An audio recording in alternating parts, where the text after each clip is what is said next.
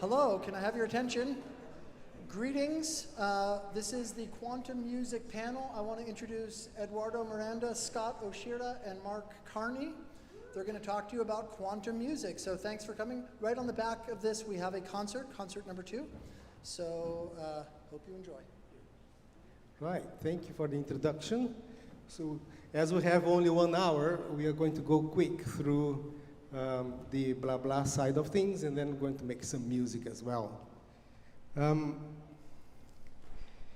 So this is a photo of a computer in the 1940s. We are all very familiar with that. But the point I want to make here is that it's only 70 years that today we have access to computer music tools that our grandfathers did not have any idea at all that they would ever exist. And we take it for granted. It's only 70 years. And this community here is very responsible for this. We have been making these tools, very experimental, of course, but the industry has taken this and has making it available for a large number of people. My question is, as an academic, as a researcher, and as a composer, what's next? What is coming next? We see a lot of very interesting stuff, but fundamentally, we don't see a fundamental difference in the technology that we have been using for the last 70 years. And there is AI now. Everyone is talking about AI, and are you happy with AI? I'm not. I think there is more that we can do, and somehow we are missing or losing the adventure spirit that we had at the beginning of computer music, in many ways. So this is one of the things that got me thinking the last 10 years or so. AI, as we know today, still runs on a type of hardware that has not changed since the 1940s. So it uses digital bits to represent information. I have been looking into different kinds of hardware. If you know my work, if you have seen my presentations before, about 10 years ago, I started looking into how we could develop perhaps processors made out of biological materials. These are very hard things to do, but nevertheless, we did some very good experiments. Because I work in a music department, we don't have the right kit to develop bioengineering, but nevertheless, we've done some interesting stuff. I published a paper a few years ago in Computer Music Journal, so it's research that's out there. But now, what is really exciting for me, and for my colleagues that are here as well, is this new machine that's being developed, quantum computers. Until 6-7 years ago, this was a kind of theoretical, and it's not until 2016, 2017 that the first hardware began to be built. And now we are in a stage where these computers are now here, ready to be used. Whether they are fully developed, it's a question, but they are here and we can experiment with them, as we are going to show you today. So I've been thinking now, what's going to be the music technology of the future? I will probably not be here in 70 years, but what our grandkids will be using? That's a big question. It's an interesting one. And it may not even be 70.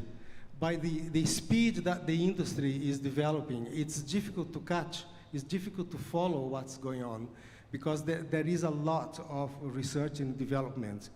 Machines that I've begun to use 2 years ago, they are completely obsolete now. There are many more advanced computers that we can use to do interesting things. Some things that arguably we cannot do on a classical digital machine. So I am not going to the details of this here because there is no time, but the main difference between a quantum computer and a digital computer is that a quantum computer, most of them use what's called a qubit to represent information. So it's not a switch that switches on and off, like we have in digital processors, but it is a unit that can represent information in a state of superposition, which means it can be 0 and 1 at the same time until we look at it, until we measure it. Then it becomes digital. The result is always digital, but the way you process information is not. So it harnesses properties of quantum mechanics that are difficult for us to visualize. You cannot visualize this, it's very abstract. But there are concepts like superposition, entanglement, interference, teleportation. These are things that were very theoretical in quantum mechanics, in quantum physics. But now, people, engineers are making devices that exploit those properties to process information for us. So I'll just give you a very, very brief example of how qubits can do things differently for us. Here what we've got, we have 3 qubits there, Q1, 0, and 2. So you see the vector pointing down to the state 1 of the first 2 qubits, but the third qubit at the bottom is in a state of equal superposition.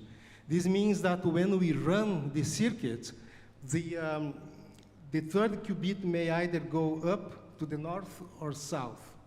And depending on what it returns for you, it will give you a different result, either this or that.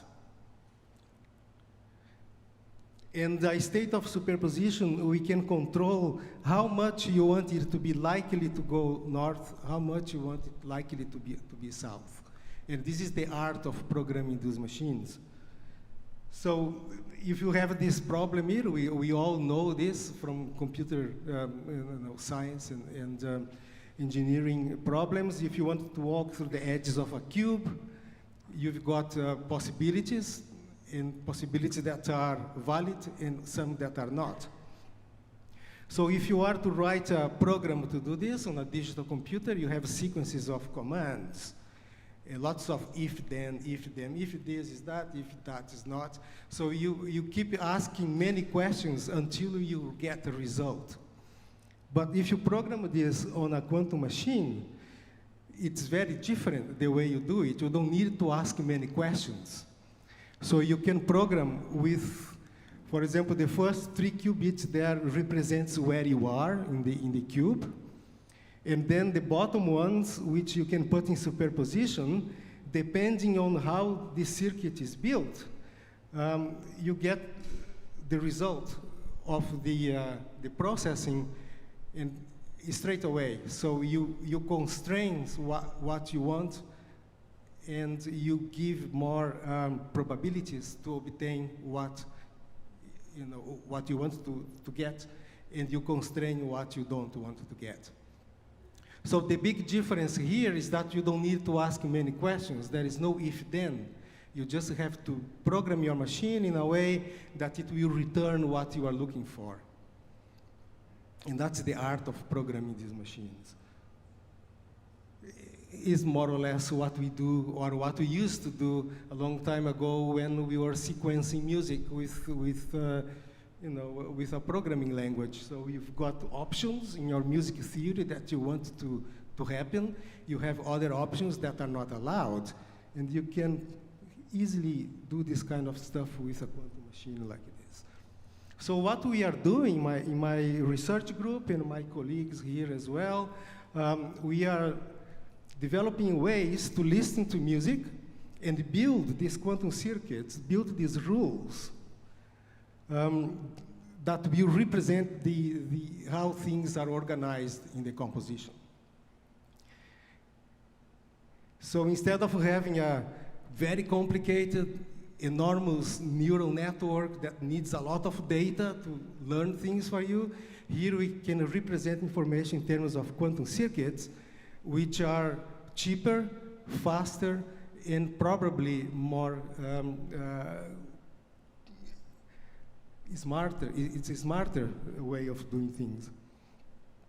I will just show you one of the pieces I composed recently. In this piece, this system here is listening to the violin, and from time to time, it communicates with a quantum machine that's based in New York here at IBM. The concert was in London. And from time to time, you hear different sounds which are being produced by the machine, almost in real time. The time it takes is just the communication and the cue the circuit needs to be, but the processing is pretty quick.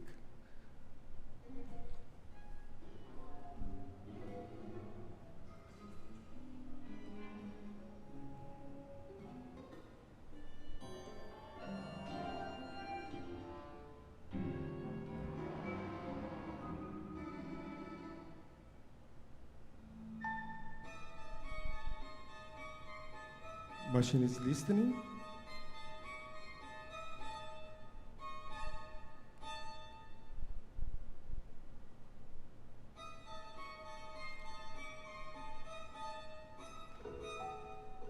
That's the IBM quantum computer producing results back.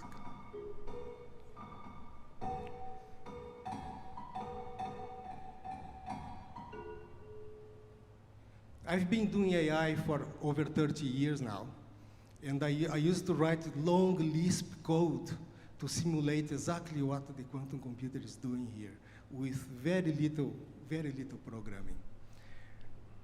I'm not claiming that this is better or worse than digital machines, whatever. I'm just saying that there is a different way of doing things, and this different way is certainly, at least for me, is giving me a different approach to composing music interactively with computers. But there are other applications as well. We are, in my lab, we are developing ways to represent audio quantumly. So instead of representing them as digits, samples, 40,000, 48,000 for 1 second of sound. Come on, this is crazy. We can use much fewer qubits to represent the same thing. And then you send to the computer. When you measure, you may get what you represented, you may not. There is always an element of surprise, but this is the exciting thing about this. So there is already, if you see at the top there is a GitHub. You can go there and download and install and have a go. There are other things that we are going to show you today. There is the concept of teleportation, which will make the internet much quicker and safer. And Scott is going to present a piece of music that we kind of started exploring this concept. And there is a lot of research going on also in quantum sensors, something that I'm not completely familiar with, but there are people who are designing new ways to sense things. And Mark is going to show one example of quantum sensor that he made it in his garage. Well, these are potential applications that I can foresee for quantum technologies in music. So I'll pass it on now to Scott. Yeah. Hi, everybody. I'm going to switch over real quick.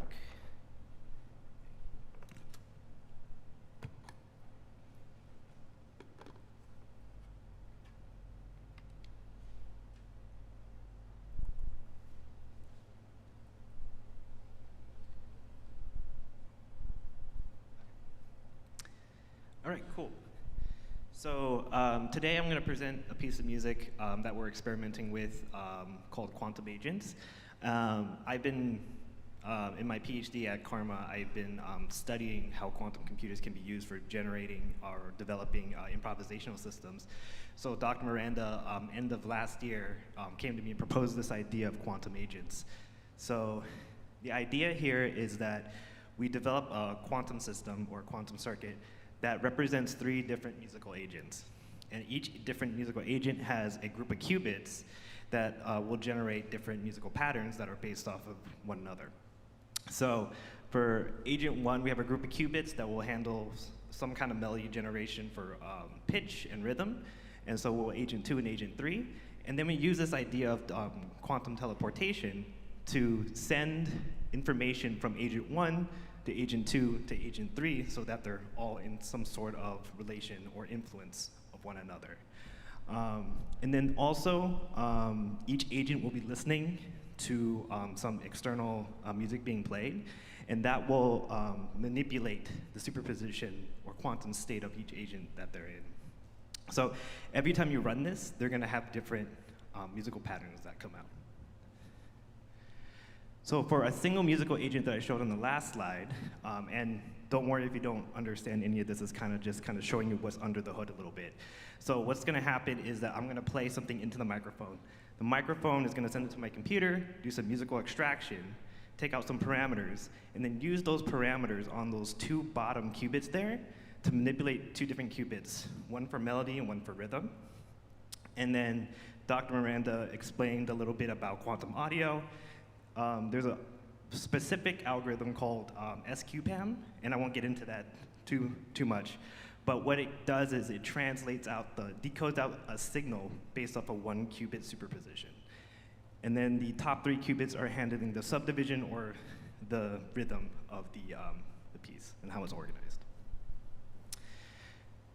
The other quantum circuit that's in the actual algorithm is called quantum teleportation, and I won't get into this too much, but what quantum teleportation is that if you have 2 qubits in one location and you want to get to the other location, which is also used in a quantum internet, you could entangle 1 qubit to another one, send it across some kind of fiber optic cable, and then on the other end, you can get that same quantum superposition. And then to be able to get that information from point A to point B, you have to destroy and measure point A.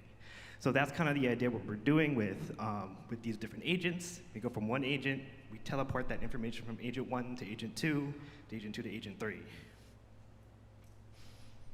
And this is kind of what the whole algorithm looks like for 2 agents. So we see at the very top here, we got that single agent circuit up for those first 5 qubits.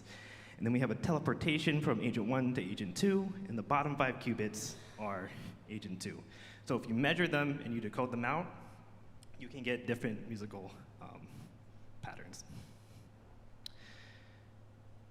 So, and this is the actual way we're going to do it today. We're going to teleport information from agent 1 to agent 2, and from agent 2 to agent 3. So I'm going to show a quick demo of a composition that we're working on. So give me a couple seconds to get from my slides to the setup. So thank you.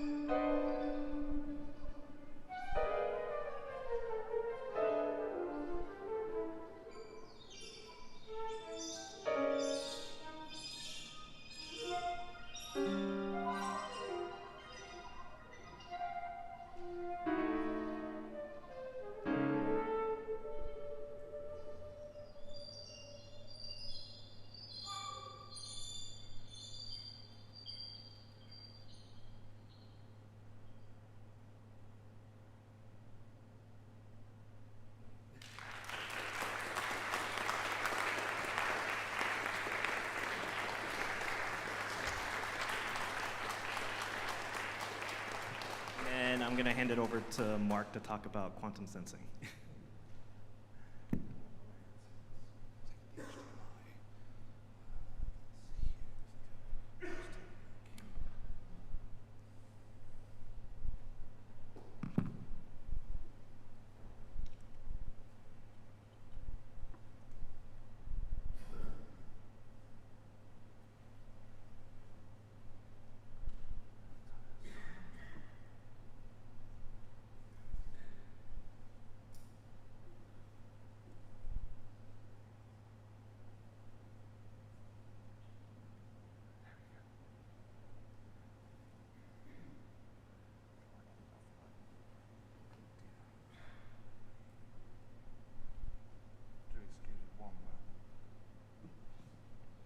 While I acquire some internet for myself.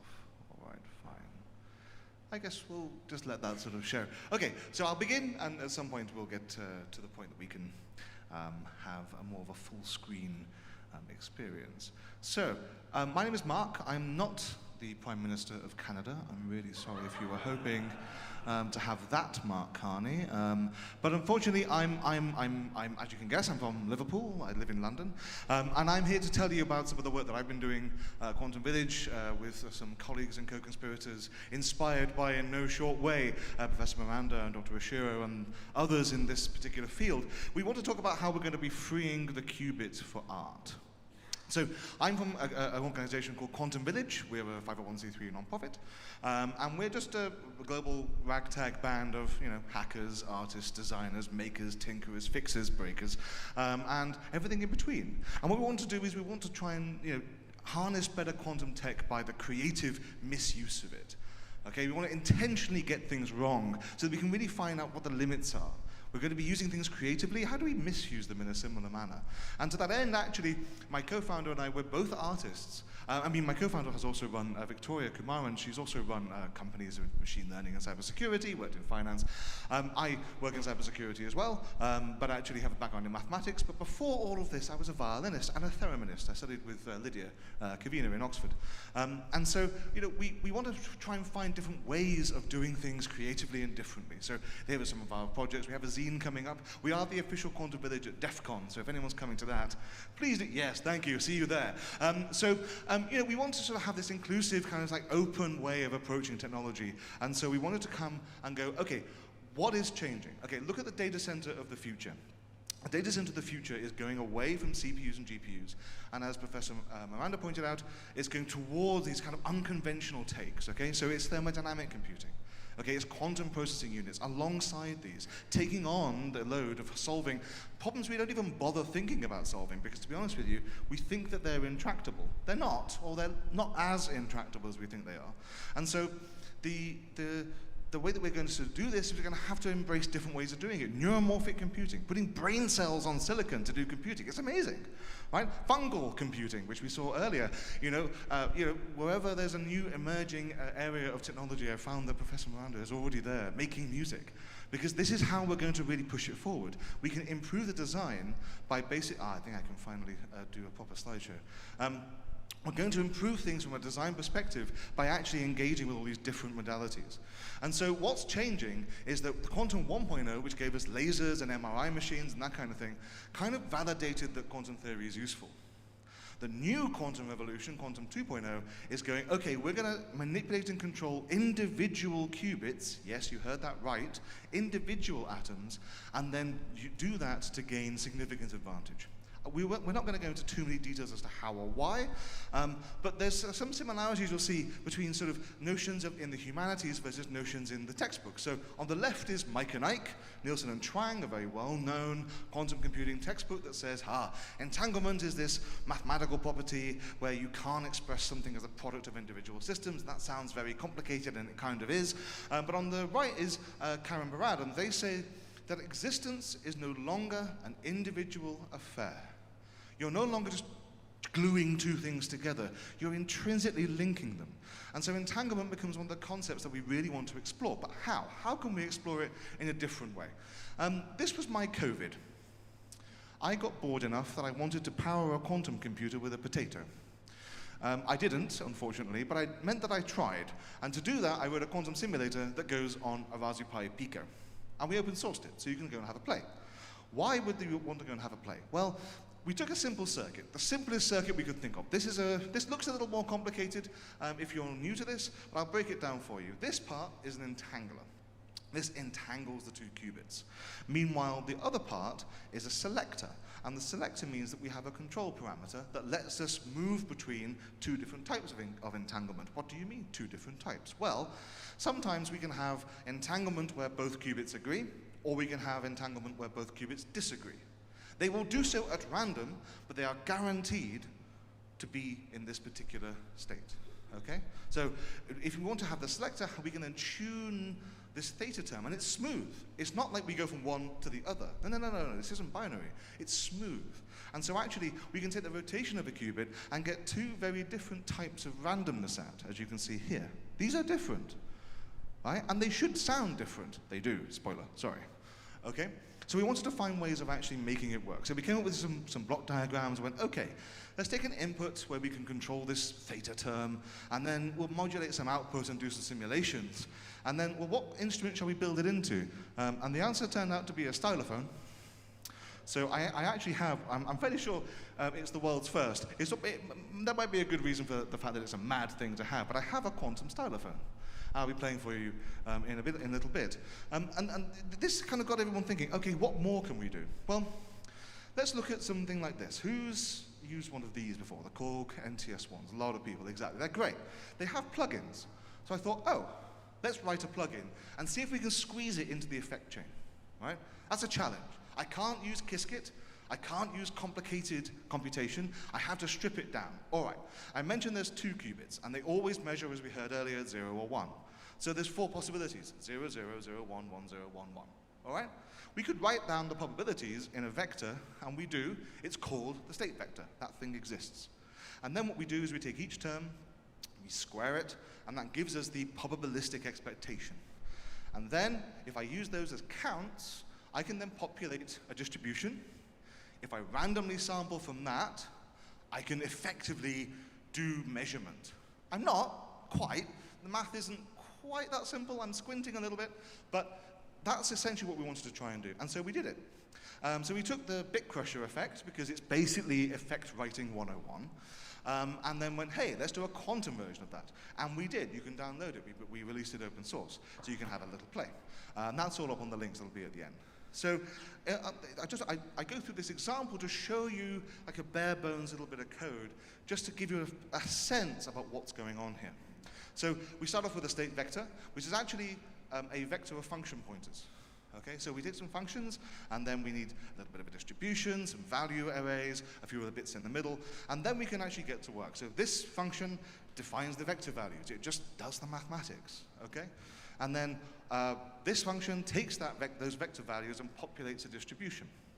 Once we've done that, and we do that every time we turn the potentiometer or the control.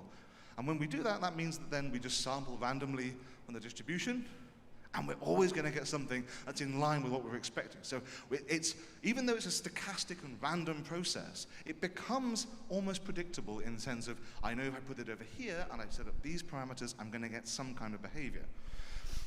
Likewise, we wanted to go, okay, how far can we go? How can we make it a bit more portable to different instruments? And the answer there was to make a patch generator. So again, taking a Raspberry Pi Pico, this time adding a MIDI port, and then I've got it right here. We can then say, hey, let's program a synthesizer. So I just got a reface DX, so I thought, hey, let's program this. So then I'm going to be quantum bark. That's the goal, all right? All right, so how do we do this? It's very, very simple. You take the things that you already know. So we have 4 oscillators on the DX7.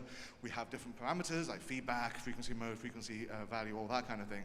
And the nice thing is, as we all know, we can control those with sysx. So if you choose a load of random sysx, what you can do is you can just pass it over MIDI. So we can have the quantum circuit simulate a load of times, generate a load of randomness, and then just throw it at the synthesizer and see what sticks. Okay, and this is all open source if you want to go and have a play. This is kind of a block diagram of what's going on. So there's a little bit of work to manage the notes and to take care of things when we want to do another functionality, which is actually shape another accompanying note alongside. So I play a note, it goes off, does a calculation simulation, a note comes back and it plays it. And you'll see if you can spot the delay. Right, and we mentioned something quantum, this way comes. Shakespeare had nothing on me. This is an open source quantum sensor. It's quite new, as in I finished the code last night. Just being upfront and honest. But the idea is that can we find creative uses for this? Can we find a way of making this sing? Okay, what does it sound like? What does it hear? And how can we hear that? And in the future, I'm sort of stepping onto Professor Miranda's turf a little bit in terms of what is the future of this? How can we take it even further? Where should we try and go? Maybe an entangled orchestra is really where we need to get to. I think this is where we're all trying to get, like sort of, I want to entangle one orchestra with itself, and then I want to entangle the Berlin Phil with the Chicago Symphony Orchestra, because that would be a fun concert, And how do I do that? Well, this is sort of an idea that we published in a book recently with Eduardo as the editor. And so we were able to entangle 2 instruments and use these different musical notions of entanglement to try and come up with different ways of approaching effects generation. Now, when we want to make this into hardware, this is all still simulated, we have to use something like this. This is a beta barium borate crystal. And when you use it, you can generate entangled pairs of photons. So this is just a sneak peek at the future of where things are going. These are some links, and I'm going to just give you some improvised scenes just to give you an idea of how we're going to be using them. If you want to come and have a look at the equipment here, please do come and have a play. I've also got a little sample of a spare diamond here as well, if you want to have a look at the very deep purple color. Almost looks like an amethyst. Okay, so without further ado, I'm going to briefly sojourn into some musical interlude, and then I think we'll be open for some questions.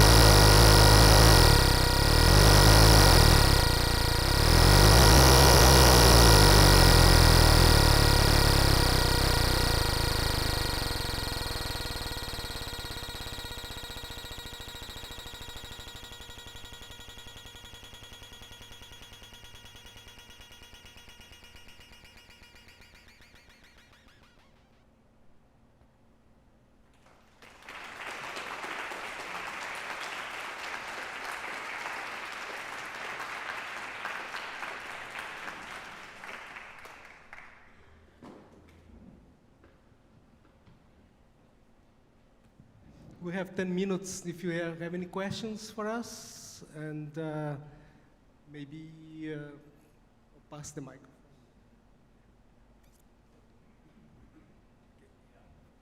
Yeah, thank you for this presentation. Very exciting. I have some questions because I'm trying to make sense of this all, of the new revolution, and I'm really also trying to wrap my head around this. So one thing that I understand about quantum computer music, or quantum computers in general, is that these machines are still quite noisy, and they expect machines with error corrections to hit the market in about 7 years. That's probably where you had 7 on your transparency. The other thing is, what I understand is that most of the calculations that are being made being made with simulations. There are packages that are simulate the behavior of quantum computers. So basically, this is all based on 0 and 1, still the same paradigm, except that you put a new computational paradigm on top of that. Maybe that will suffice for us musicians. Maybe we don't need actual quantum computers to give us an output. That's a question that I would like to raise. The other thing that I'm still trying to wrap my head around is like going back to Marshall McLuhan. The medium is the message. So I'm still trying to understand in what way medium and message are correlated in this particular case. Maybe you can expand on that. Cool. Yeah, so the first question is true. We can simulate today most of the things that quantum computers do at the moment. And indeed, all that what Mark did just here is simulation. For me, at the moment, this provides a paradigm. Like, in the past we had functional programming, object-oriented programming. We have all sorts of programming depends on the stage of computer science. And here I see a quantum computing kind of programming. So it's a paradigm that provides a new way of thinking. And you're right, for most of the things that we are doing right now, we don't need access to those machines. Nevertheless, I believe that there will be things that we may learn to do now that in the future we may want to exploit. And I think it's important that we engage now before this becomes a black box that we cannot access anymore. So at least now, we are programming these machines at the level of, in the past was the level of assembly. We are dealing with the qubit at the very bottom level. And things are beginning to close, right? So you have like higher level programming languages now that will do the things that the industry wants to do to solve such big problems that they claim that are not possible to do with classical computation. But I think if we begin to get access right now and build some sort of a grassroots movement, open source and things like this, so we'll be able to exploit this for own benefit and for other things rather than big things that make big money. So what was the other questions? Yeah, well, the medium is the message, so we do not know what's going to be the medium here. The medium is already confusing the message, and I think we need philosophers to work on this.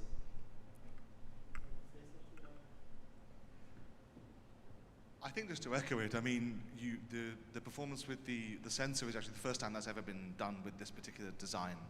And that's actually quantum, and it's here and it's room temperature, and it can be done, and we want to open it up. And I think that the medium is the message. Photons are free, so maybe that's the message. I don't know, but I think we've got plenty. You can take some home. But I think that the really important work is to come and engage with it. Just because it says quantum doesn't mean it's necessarily difficult. And my background's in mathematics. I can absolutely tell you, quantum physics needs a lot of math, but quantum information theory, you can get most of it with like your sort of A-level, so high school, sort of senior year mathematics, genuinely speaking, So I think don't be afraid of engaging with it, and you'll learn enough as you get on, and actually, I think that's how we're going to improve the field. Scott?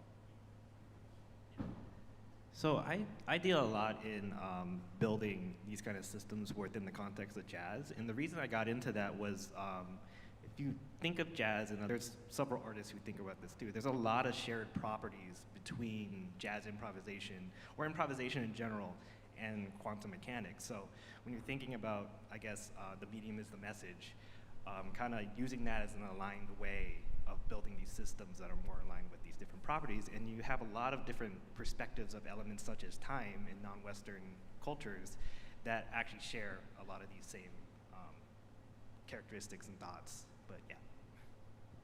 There was another question coming. I'll do that, and then we do here.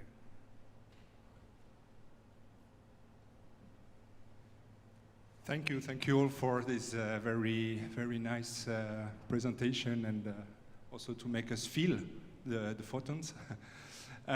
Yeah, my very question is about quantum that will make the revolution in AI, and so it addresses a specific part of machine learning, which is like those machines should be able to solve computational problems like NP-complete and so on, like cracking the 64-byte key in a second, or so to say.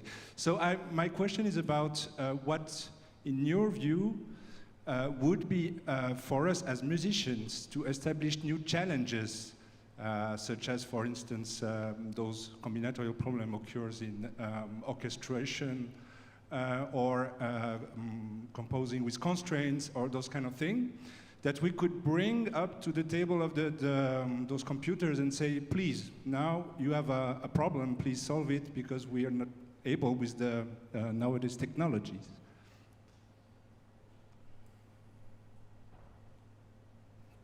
Thank you. So I'll answer first.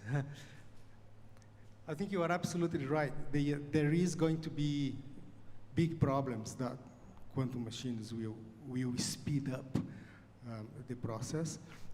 I think, from my perspective, what I would really like to see in AI is explainable AI.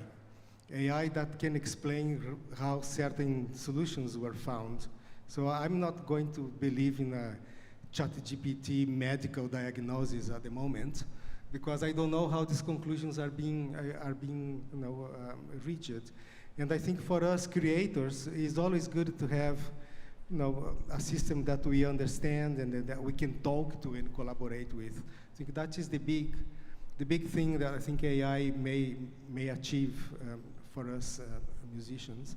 And big things like, at the moment, most interactive music is a one-to-one, one instrument, one machine, because processing power is limited. Maybe we have more processing power, you'll be able to have larger ensembles interaction. And the one thing that I really think is problematic is that AI, as it is today, as it is developing today, is not sustainable. The more powerful AI you need, the more energy consumption there will be, will be necessary. And quantum computing technology promises more energy efficient machines. So this is, for me, it is a big thing, and we should encourage this sort of initiative. Because, an AI center today, man, it consumes energy of a little town, and that is crazy. I'm just going to expand and say yes. I mean, the human brain does consciousness on 12 watts. So, there's definitely scope for improvement. And to echo the point about data centers, the largest buildings we've ever built in history are not for human occupation. They're where AIs live and other compute. I think that we're going to have to find the problems. I think we know where they might be. Quantum offers one way of solving them. Is it the answer? It's maybe part of it. I don't know. I don't have that much of a crystal ball, but I think that thinking about it in a different way only opens us up to better and more interesting ways of doing computing in ways we've never considered before. So I might be the wrong person to answer this, but in terms, I have a different perspective of I guess everyone's excited that quantum computers can potentially expand our processing power. and solve like NP hard problems. But for me, the actual magic behind quantum computing is not necessarily the computational aspect of it. It's this ability to be able to play with, I guess, quantum mechanics and quantum physics that we couldn't have before.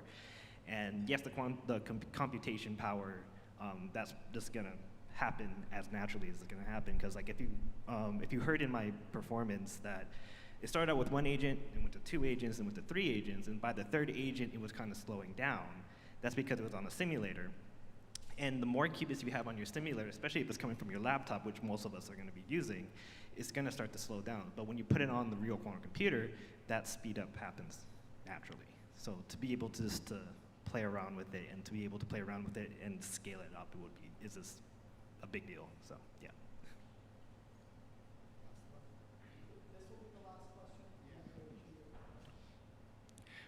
When we hear music from an old Atari or Game Boy, there's a very iconic sound. It's unmistakably from that hardware, from that era. And in pop culture, in a film, when we hear music, immediately conjures to mind a nostalgia for that hardware. What will that be for quantum computers? What will be the iconic, unmistakably quantum sound that will become that element in the pop culture? And do you have any sense of that? At the moment, what we do, we are synthesizing the sounds still with the traditional way. We either control analog synthesizers, like Mark did some here, or we send MIDI out to control sound and so on. But I think this will, your question will begin to get some answers when we process the audio at the quantum level, when we represent audio using the qubits and quantum representations. Then I believe that there will be different ways of processing the sound, effects, synthesis, and so on. So I think we are reaching that pattern, I think, soon. I don't know. I don't know what the sound will be, but I can tell you this anecdote, and you're welcome to come and try later.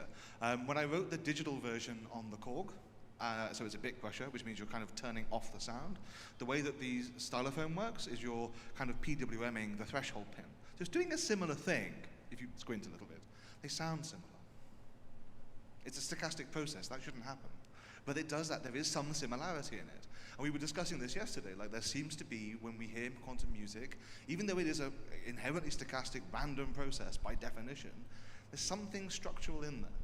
And I think that that's worth teasing out and finding ways that we can explore it. So I don't know, but I'd love to find out. I think they pretty much hit it on the nose, but like, yeah, it's more, I'm not sure what it's gonna sound like in the future. It's, in the next couple years, it's gonna just evolve in ways that we can't predict.